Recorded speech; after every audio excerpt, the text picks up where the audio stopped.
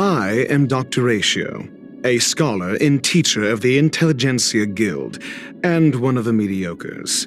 If one day your brain shows symptoms of dullness, then please give the doctor a call.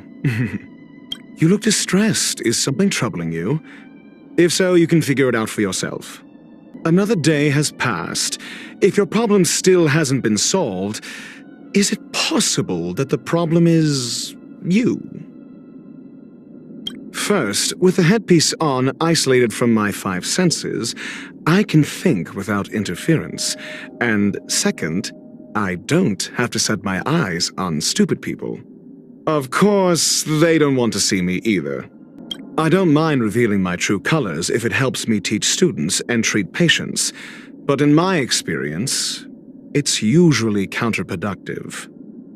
The Intelligentsia Guild is often seen as a vendor of knowledge, but the right to set a price is always in the hands of the buyer. When someone is willing to listen to knowledge, that is being disseminated and circulated. A price is created. They dedicate themselves to truth, and it's right to say so. After all, everything they do is for the sake of noose. Oh, I can't stay away from books and bathtubs, especially the former. When one's head is stuffed with filth, one's body is no cleaner.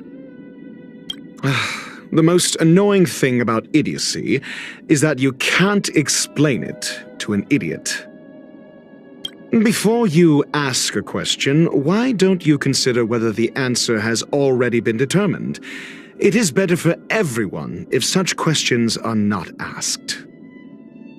The beauty of truth is that it never changes, even when no one understands it. Well, that's true for me at least. Herta is a quintessential genius, a natural wonder who sees no one as her equal.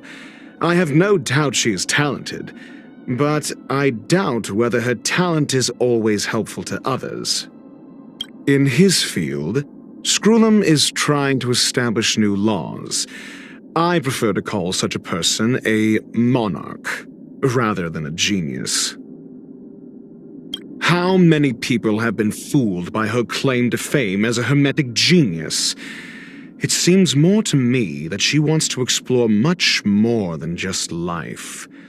Just wait and see. The Genius Society member with all the real ambition is her. My name is Ruanmei. When saying my name, please don't run the syllables together.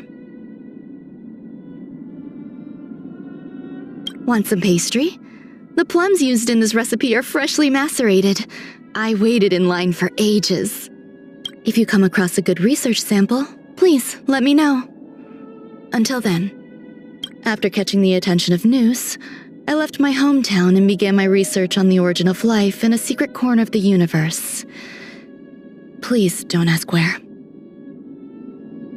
In the grand fabric of life, both parents are equal, and thus my name combines the surnames of each of my parents.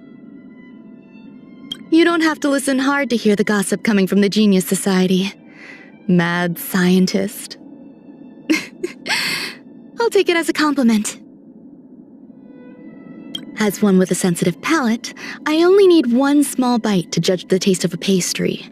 I favor seasonal ingredients such as fresh fruits, flowers, and herbs. Pristine slices of life preserved inside a pastry. These provide the best dopamine response food has to offer. I've never been able to really get into modern music, but I find opera enchanting. Time passes like a river whenever I listen to the strings and voices in an opera performance. The redundancy of words and the restrictions of verbal communication make for a lot of empty noise. It makes me sad. The feel of embroidery is similar to that of growing a culture in the laboratory. Fine control of the wrist, just the right angle, and total commitment. We may accelerate or postpone the arrival of death, but life will always wither. Though we will one day all be reduced to particles, we can still reach new heights. Humans overestimate the infallibility of logic, and in clinging to reason, can become slaves to their emotions. Science is born from fanaticism. It is a gift. Some may find her personality unbearable. I can understand the sentiment, but I simply don't care.